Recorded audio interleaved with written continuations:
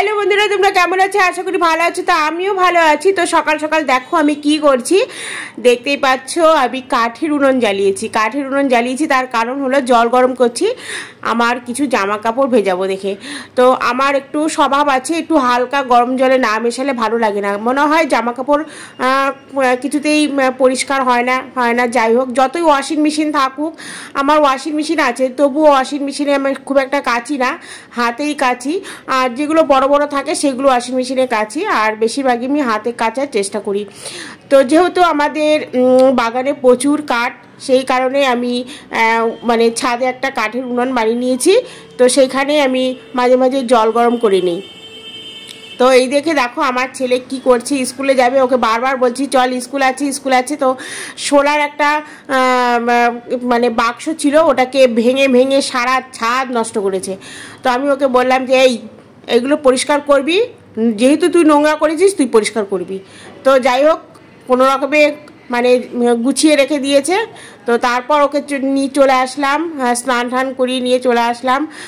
ওকে স্কুলে পাঠাবো দেখে খাই দিয়ে পাঠিয়ে দিয়েছি। তো পাঠিয়ে দিয়ে এবার আমি একটু মাথায় একটু তেল নিচ্ছি, অনেক দিন ধরে তেল নেওয়া হয় না। তো দেখতেই পাচ্ছ চুলগুলো উঠে কেমন হয়ে গেছে, আমার টাকলু হয়ে গেছে পুরো। মানে আমার আগে অনেকটাই চুল ছিল, কেন আস্তে আস্তে উঠে আমার মানে টাক মতন হয়ে গেছে। কারণ এই আমার শ্বশুরবাড়ির জলটা না মানে খুব একটা ভালো না, আয়রন ভর্তি। তো এই কারণে আমার চুলটা একটু পাতলাই হয়ে গেছে। যাই হোক, তেল না হচ্ছিল না অনেক দিন ধরে, একটু তেল নিলাম। তো সকালবেলা আমি কি খাবো ভাবছি। তো আমাদের দুধ রাখা হয় 1 কিলো করে। তো ভাবলাম যে তাহলে 1 গ্লাস একটু দুধ খেয়ে নিই। আমি সকালবেলা খুব একটা খাই না, ভাত কিছু একটা খাই না বলে ভুল হবে, মাঝে সাঝে খাই যখন কিছু থাকে না, হয়তো ছেলেকে খাওয়ালাম তখন হয়তো ভাত থেকে যায়, তখন একটু খেয়ে নিই, এছাড়া খুব একটা ভাত খাই না। তো আমি এই কারণে 1 গ্লাস দুধ খেয়ে নিয়েছি। দুধটা এতটা পরিমাণে জাল দিয়েছি যে জাল দিতে দিতে একদম অল্প হয়ে গেছে, অল্প হয়ে গিয়ে মানে দুধটা মানে একটু শর্ট টাইপের পড়ে গেছিলো। তো যাই হোক, দুধ খেয়ে আমি চলে আসলাম বিছানা গুছাতে। চাদরটা পাল্টে নিলাম, কারণ অনেক দিন ধরে পাল্টানো হয় না। আমি সপ্তাহে 2 বার করে চাদর পাল্টে দিই, কারণ আমার ছোট ছেলে খুব মানে নোংরা করে বিছানাপত্র। তো আমার ভালো লাগে না, সবসময় বিছানা নোংরা থাকলে না কেমন একটা বিচ্ছিরি কাণ্ড লাগে।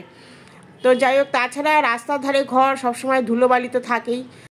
তো সেই কারণে আমাকে বেশিরভাগ পরিষ্কার পরিচ্ছন্ন করে রাখতে হয়। আর আমাদের বাড়ির পাশেই তো মেন রোড, হাই রোড, তো সবসময় গাড়ি ঘোড়া যেতেই থাকে, ধুলো আর ধুলো। তো যাই হোক, জামা কাপড় আমি ভিজিয়ে রেখেছিলাম, সেগুলো দেখো কেচে মেলে দিয়েছি। এত জামা কাপড় সব হাতেই কেচেছি, আজকে ওয়াশিং মেশিনে দেইনি।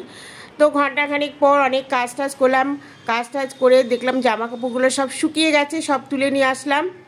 আর এদিকে রান্নাও বসিয়ে দিই। আর এই দেখো, ওই যে কুমড়ো দেখতে পাচ্ছ, এটা হলো আমাদের বাগানের গাছে হয়েছে। দেখো কত সুন্দর হয়েছে কুমড়োটা, আর কালারটাও খুব সুন্দর হয়েছে। আমি এই কুমড়ো ভাজি করব। আমার হাজব্যান্ড মানে আমার বরমশাই কুমড়ো ভাজি খেতে খুব ভালোবাসে, এরকমভাবে চাকা করে কেটে ভাজি করলেও খেতে খুব ভালোবাসে। তো যেহেতু আজকে নিরামিষ, তো সেই কারণে আজকে আমি ভাত করিনি, আজকে বেগুন ভাজা করেছি আর ডালিয়া করেছি, পাঁপড় ভেজেছি।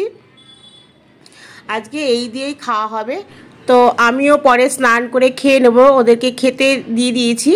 তো যাই হোক বন্ধুরা, আজকের মতন এখানেই ভিডিওটা শেষ করছি। পরবর্তী নেক্সট ভিডিওতে আবার তোমাদের সাথে দেখা হবে। ততক্ষণ আমি বিদায় নিচ্ছি, তোমরা ভালো থেকো, টাটা, বাই বাই।